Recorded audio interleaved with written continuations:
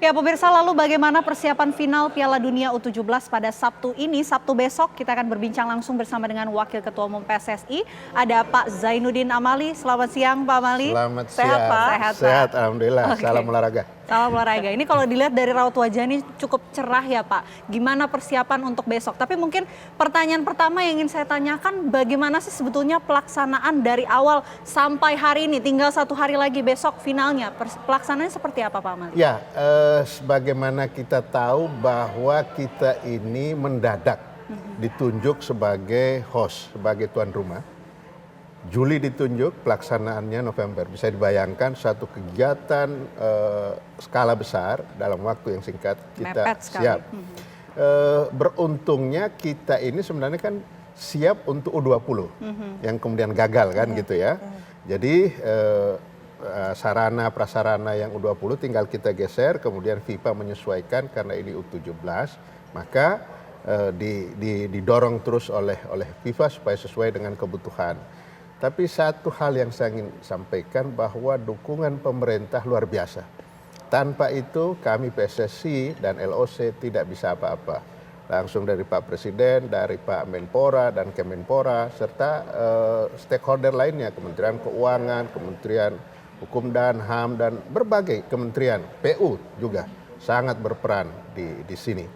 Jadi sampai kita akhirnya memulai 10 November, kan gitu ya, 10 November kita mulai perjalanannya, FIFA melihat bahwa kita sudah oke semua, tetapi yang tadinya kita menyiapkan 6 stadion, ya waktu itu ada Jakarta, Palembang, kemudian Bali, Solo, Bandung, dan Surabaya, oleh FIFA dipotong tinggal 4. Jakarta, Bandung, Solo, dan Surabaya. Nah, itu berjalan. Kemudian ada satu juga hal yang sangat menarik. Biasanya kalau yang kelompok umur ini tidak ada openingnya, biasa saja. Beda dengan senior. Tetapi untuk Indonesia, FIFA memberikan kesempatan walaupun hanya 8 menit, tetapi kita manfaatkan dengan baik dengan openingnya.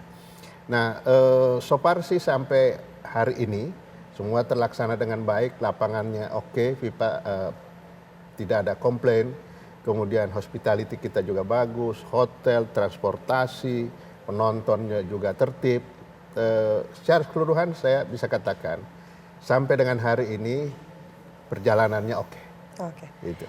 Pak Amali, kalau ini kan bukan tim senior ya, tapi U17. Nah, bagaimana Anda melihat kualitas dari tim-tim peserta U17 yang datang ke Indonesia ini? Kita nggak menyangka, luar biasa. Kalau menonton anak-anak yang U17, kita sudah seperti menonton tim senior. Ya, terutama negara-negara yang memang tradisi sepak bolanya. Ada juga satu negara yang di senior itu tidak pernah terdengar. Tetapi dia sampai ke babak semifinal dan hari ini akan memperebutkan tempat ketiga dan keempat. Mali. Mali tidak pernah terdengar. Kalau Jerman, Prancis, Brazil, Argentina itu memang udah selalu biasa. terdengar. Ya, tiba-tiba ada satu negara yang muncul. Nah, memang dari perjalanannya perhelatan U17 itu menghasilkan banyak bintang. Katakanlah dari Argentina ada Maradona, ada Messi, dan banyak lagi yang dihasilkan dari turnamen ini. Jadi kualitas dari mereka yang datang itu adalah kualitas yang memang benar-benar lolos kompetisi. Jadi oke lah, itu kita puas nonton dengan kualitas yang tinggi, dan mereka kita membayangkan anak-anak U17 ini kalau main seperti orang latihan senior kan gitu. Tapi begitu lihat di stadion, di TV, luar biasa. Jadi kualitasnya, semua negara yang datang ke Indonesia sudah memenuhi kualifikasi ikut di Piala Dunia U17. Oke, kalau tadi negara-negara yang datang Pak, gimana kalau U17 Timnas Indonesia? Bagaimana nih kualitasnya, sudahkah mumpuni? Ya, kita patut bersyukur karena Timnas Indonesia ini bukan Timnas yang lolos karena kualifikasi. Tetapi Timnas yang bisa main di Piala Dunia karena berkesempatan jadi tuan rumah. Ya, berbeda itunya. Kita juga hanya membutuhkan waktu 3 bulan untuk mempersiapkan ini. mencari di 12 kota dari seluruh Indonesia, kemudian terbentuklah tim yang dipimpin oleh pelatih Bima Sakti ya. Dan kita juga luar biasa harus mengapresiasi mereka. Bayangkan di pertama bisa menahan imbang Ekuador, Panama, walaupun akhirnya kalah dengan Maroko yang melaju ke babak berikutnya. Tetapi kita punya harapan kepada timnas kita yang sekarang ini, mudah-mudahan mereka akan terpelihara dan dia menjadi punggawa tim nasional senior nanti. Ini masih anak-anak kelas 2, kelas 3 SMA ya. Jadi saya masih punya harapan dan mereka merasakan atmosfer bertanding di Piala Dunia. Oke, pengalaman yang luar biasa yang mereka dapatkan dalam Piala Dunia ini. Ya. Pak, mungkin apa sih pelajaran yang didapatkan oleh Indonesia setelah menjadi tuan rumah dalam event besar seperti Piala Dunia ini, Pak? Ya, ini adalah kesempatan kita yang pertama, ya, menjadi host, menjadi tuan rumah dari penyelenggaraan event besar. Saya kira pertama adalah bagaimana kita dapat pelajaran yang sangat berharga tentang infrastruktur. Infrastruktur yang harus disiapkan bukan hanya lapangan, bukan hanya rumput. Akses, bagaimana stadion, bagaimana kenyamanan penonton itu diatur oleh FIFA yang tadinya kita jarang memperhatikan itu. Bahkan oleh FIFA itu bagaimana kamar ganti, bagaimana perendaman setelah dia main direndam dalam es dan lain sebagainya, itu diatur sedemikian rupa. Sedetail itu Detail pengaturannya. itu satu. Yang kedua dari hospitality. FIFA juga sangat rigid mengatur itu sehingga kita banyak belajar. Dan yang ketiga adalah bagaimana mengorganisir. Ya, kita kan ada LOC ya, Local Organizing Committee. Itu mereka diberi pelajaran, dipandu betul oleh FIFA. Saya kira 3 hal ini menjadi modal kita sehingga kapanpun kita diberi tugas lagi oleh FIFA untuk menyelenggarakan apapun, saya punya keyakinan Indonesia siap. Oke. Ikut bangga loh kita dengar ya, Pak.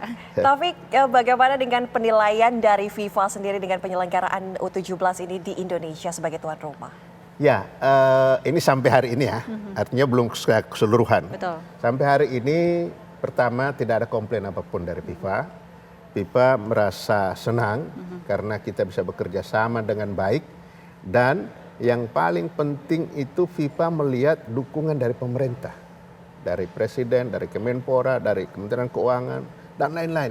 Karena mereka langsung nge-touch gitu loh. Kayak misalnya lapangan, itu langsung dia koordinasi dengan PU, dengan yang lain. Jadi FIFA, saya boleh katakan sangat senang. Ya, saya nggak berani bilang dia puas ya. Nanti aja setelah akhir kan ada evaluasi. Tapi sampai hari ini, dia merasa masih Indonesia bisa melaksanakan tugas dari FIFA dan sebagai penghargaan FIFA terhadap Indonesia. Kalau saya boleh merasa gitu ya, FIFA memberikan dukungan penuh bahkan 10 November yang lalu FIFA meresmikan kantornya di Indonesia. Di Jakarta. Bu Sudirman itu bukan sih, Pak? Iya, di Menara Mandiri. Oke. Iya, betul. Kan sudah ada tulisan FIFA itu. Itu sebagai rasa respek dan dia percaya Indonesia bisa menjadi epicentrum sepak bola Asia. Dan itu yang dikatakan oleh Gianni Infantino kepada Presiden Jokowi. Dia akan jadikan Indonesia menjadi epicentrum sepak bola Asia selain Qatar tentu dan lain-lain.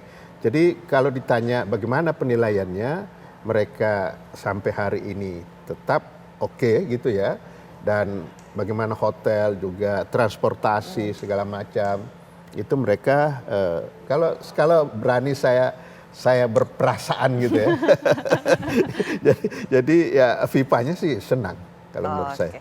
Oke. Pak Zainuddin Amali, ini kita masih mau bertanya lagi, tapi kita harus jeda terlebih dahulu. Pemirsa, usai jeda kami masih akan kembali bertanya nih mengenai hal-hal apa saja kemudian yang sudah disiapkan untuk nanti penutupan besok, Pak. Closing ceremony besok. Oke. Sesaat lagi pemirsa. Anda kembali menyaksikan Apa Kabar Indonesia Siang, pemirsa masih bersama dengan Waketum PSSI ini Pak Zainuddin Amali. Ya. Kita lanjutkan perbincangan Oke. kita ya Pak ya. Ini kan bisa dikatakan responnya cukup positif ya, Ya. Indonesia sebagai tuan rumah. Nah untuk kedepannya apakah nanti PSSI akan kembali melakukan bidding untuk menjadi tuan rumah dalam perhelatan event-event FIFA berikutnya Pak? Ya, sambil menarik napas dulu itu, tetapi kan harus ada perencanaan. Pak Ketua Umum, Pak Erick Thohir sudah melaporkan kepada Bapak Presiden, Pak Jokowi, kemudian kita berniat untuk bidding tuan rumah U20 dan U17 lagi. Kenapa? Karena U17 mulai tahun 2025, FIFA akan memperlakukan setiap tahun sekali. Oke. Kan dia tadi 2 tahun. Nah, mendapat respon yang baik dari Pak Jokowi bahwa silakan saja kita akan bidding untuk U20 ya, yang dalam waktu dekatnya kita bidding kembali itu, dan 5 kali berturut-turut untuk U17. Ya. Jadi mudah-mudahan ini menjadi penyemangat buat kita karena dengan pengalaman yang kita dapatkan sekarang ini, kita bisa melakukan lebih baik lagi, dan yang paling penting adalah bisa mempersiapkan tim nasional.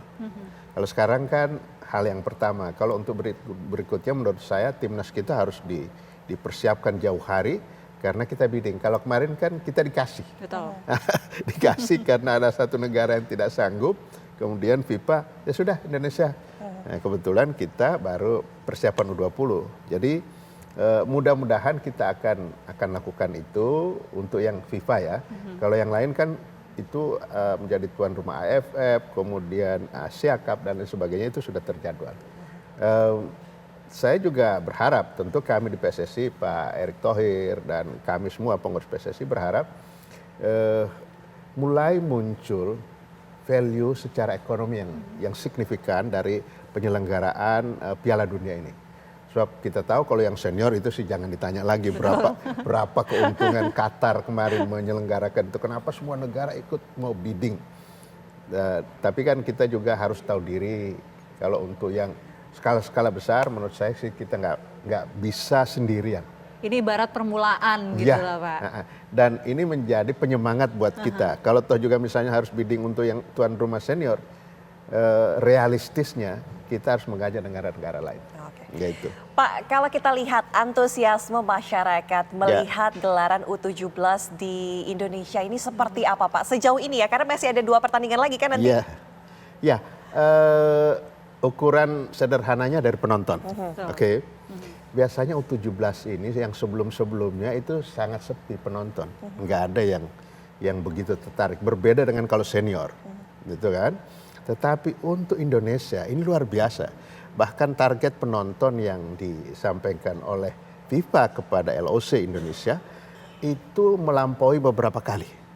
Kita lihat lapangan itu, stadion-stadion tidak pernah ada yang di bawah 10.000. Selalu di atas. Kan selalu diumumkan kan? Betul. Diumumkan itu. Nah, kenapa? Karena memang asalnya orang Indonesia itu senang bola. Kan hasil survei mengatakan bahwa 65-70% orang Indonesia suka sepak bola. Sehingga kalau ada sepak bola, mau senior, kelompok umur, bahkan tarkam pun di kampung-kampung, itu ditonton orang. Jadi jangan heran. Tapi FIFA kaget juga kok bisa begitu Indonesia. Nah, itulah Indonesia. Itu artinya bisa jadi nilai lebih nih Pak. Jangan-jangan nanti malah disuruh lagi nggak usah ikut bidding Pak. Mudah-mudahan. Kita udah siap kok. Oke. Infrastruktur sudah ada, ya, masyarakatnya mendukung, dan yang paling penting pemerintahnya mensupport. Oke, Pak Amali, ini kan masih ada 1 hari lagi ya, besok jelang penutupan nanti dan juga final. Ini persiapannya sudah sejauh apa sih Pak? Tentu persiapan yang paling penting adalah persiapan infrastruktur ya, lapangan, rumputnya dirapikan, itu secara teknis lah begitu ya. Kalau yang lain-lain sudah oke karena rumput itu kan kemarin dipakai berkali-kali sehingga dia makhluk hidup, stres juga dia. Ya, diistirahatkan sekali, mudah-mudahan sudah pulih stresnya itu. Kemudian apa yang kurang dari akses dari, tapi Manahan sih kenapa FIFA memilih Manahan untuk menjadi tempat semifinal dan final, karena mereka menganggap itu layak ya.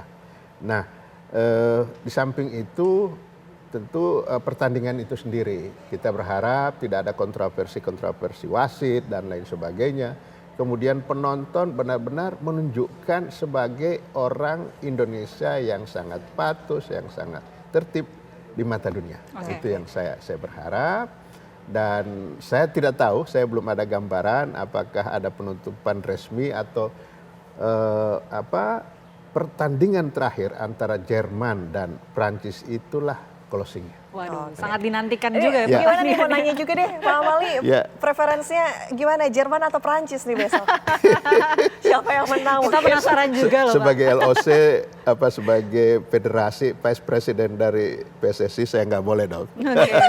Dirahasiakan cuma ya. begini, kita itu sudah terbangun hubungan secara kerjasama. Kemudian anak-anak U17 kemarin berlatih ya sebulan lebih di Jerman. Kita berharap apa yang didapatkan itu kemudian itu bisa menjadi motivasi buat anak-anak. Tapi kalau toh juga Perancis juaranya, kita juga bersyukur. Oh, ini berarti udah ada Bapak dukungnya udah ketawa nih sebenarnya dari kalimatnya itu ya. Perlu diperjelas nggak nih? Jerman gitu. Jerman itu tempat anak-anak latihan. Tempat anak-anak latihan.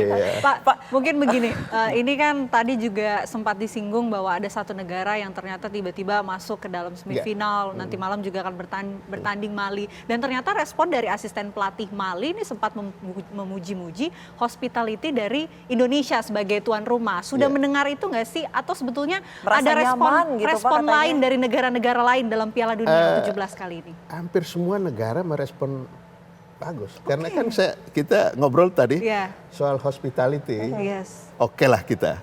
Dari Asian Games yang lalu, dan setiap kita menjadi tuan rumah, selalu pelayanan terbaik itu kita tampilkan. Nah itulah budaya Indonesia. Budaya Indonesia yang ingin memberikan yang terbaik ya. Kalau misalnya nggak ada apa-apa pun tetap aja diada-adain gitu ya. Sampai dimintain dari tetangga pinjamin gitu ya. Oke, Pak, mungkin terakhir. Persiapan untuk Timnas U17 ini kan memang sudah berakhir di U17 di Indonesia saat ini ya, di 2023. Nah, ada nggak persiapan khusus ke depannya? Ini mungkin pelajaran-pelajaran yang sebelumnya dipetik dan akan diaplikasikan di para pemain Timnas U17 selanjutnya? Ya, dengan pengalaman ini maka pembinaan usia yang di bawah harus kita gencarkan, terutama dari sisi kompetisinya. Kan kita punya EVA, Elite Pro Academy, yang dilaksanakan di klub-klub. Nah itu kita akan dorong klub-klub Liga, terutama Liga 1, mereka harus serius membina Elite Pro Academy atau EVA-nya mereka. Nah kemudian kita akan buatkan, memang sudah ada sih tapi terhenti. Tapi kita akan dorong lagi kompetisi, karena kompetisi itu menjadi penentu utama dari kualitas seorang pemain. Itu satu. Yang kedua, mereka harus berkesinambungan. Setelah ini dia kemana? Anak-anak yang tampil kemarin, ini sudah ada beberapa orang akan pindah ke U20. U20 itu langsung Indra Sapri yang akan menangani itu. Tentu di samping itu ada yang sudah di klub-klub. Nah selain itu kan kita ada suratin U14 kalau tidak salah, 14, 16, itu kita akan masifkan. Itu yang membuat sehingga talentanya banyak, bibitnya gampang milihnya gitu loh. Diperkuat dulu dari bibitnya ya? Iya betul. Dipersiapkan dengan matang. Terima kasih banyak Wakil Ketua Umum PSSI Pak Zainuddin Amali atas waktunya. Kita sama-sama nantikan ya besok nih hari terakhir dari Piala Dunia U17. Siapa yang menang antara Jerman dan Prancis.